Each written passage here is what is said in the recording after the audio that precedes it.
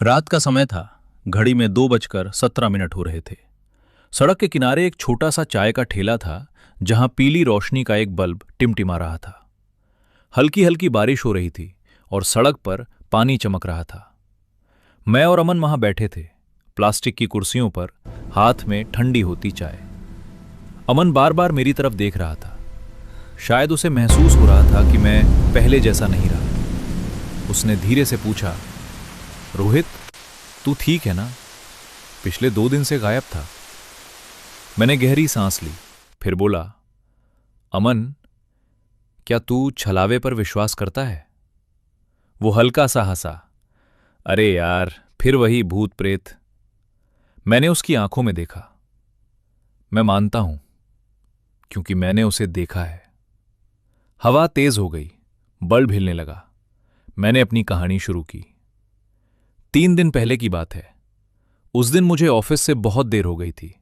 करीब 10:30 बज चुके थे। फोन की बैटरी खत्म होने वाली थी। ऑटो नहीं मिल रहा था।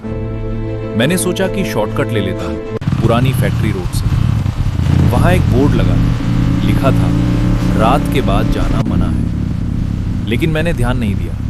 मैं अपनी बाइक लेकर उस रास्ते पर मुड़ गया। वहां कोई स्ट्रीट लाइट नहीं थी। चारों तरफ टूटे हुए गोदाम, सूखी झाड़ियां, जंग लगे गेट।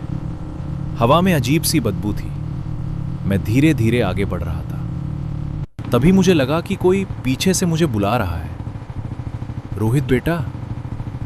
मेरे हाथ कांप गए। वो मेरी मां की आवाज थी।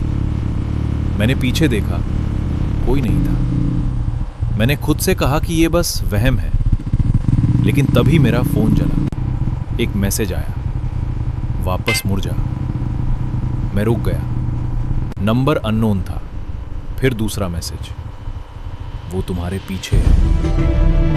मेरे दिल की धड़कन तेज हो गई। मैंने स्पीड बढ़ा दी। अचानक मेरी बाइक की हेडलाइट में कुछ दिखा। सड़क के बीच एक लड़की खड़ी थी। सफेद साड़ी, खुले बाल, झुका हुआ सिर। मैंने हॉर्न बजाया, कोई हरकत नहीं। जब उसने धीरे धीरे सिर उठाया, उसका चेहरा नहीं था, सिर्फ काला खालीपन। मैं चीख पड़ा। मेरी बाइक लड़खड़ा गई। मैं किसी तरह संभला और आगे भागा। अगले ही पल वो गायब थी। अब मेरे कान के पास किसी ने फुसफुसाया, भाग मत रोहित। भाग मत रोहित। वो मेरी ही आवाज थी। मेरी रीढ़ में सिहरन दौड़ गई। तभी बाइक बंद हो गई। अंधेरे में, बीच सड़क। फोन की बैटरी 5%। मैंने स्टार्ट करने की कोशिश की, कुछ नहीं हुआ। तभी झाड़ियों से कदमों की आवाज आई। कोई आ रहा था।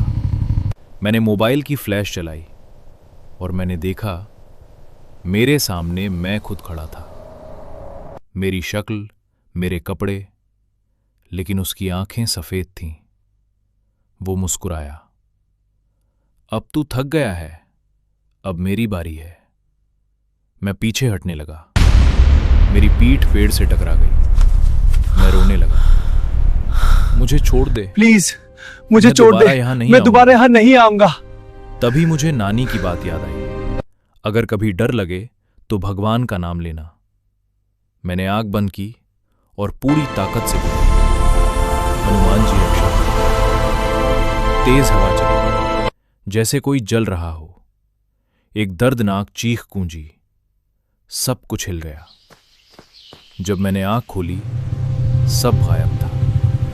मेरी बाइक चल रही थी। मैं बिना रुके शहर की तरफ भागा, सीधे मंदिर पहुंचा। पूरी रात वहीं बैठा रहा। सुबह तक रोता रहा। जय हनुमान। मैंने कसम खाई कि कभी उस रास्ते पर नहीं जाऊंगा। मैंने अपनी बात खत्म की। अमन मुझे देखता रहा। उसकी आंखों में डर था। उसने धीरे से पूछा, और अब?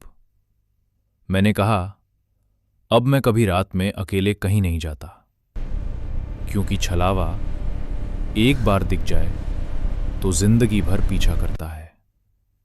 तभी हमारे पीछे से आवाज आई, रोहित बेटा, रुक जा। हम दोनों पलटे। चाय का ठेला खाली था। बल्ब बुझ चुका था। चारों तरफ अंधेरा। और एक सफेद साड़ी लहरा रही थी। मैं कांप गया। अमन का हाथ पकड़ लिया, क्योंकि मुझे पता था कहानी अभी खत्म नहीं हुई। शायद अब अगला नंबर किसी और का नहीं, तुम्हारा है।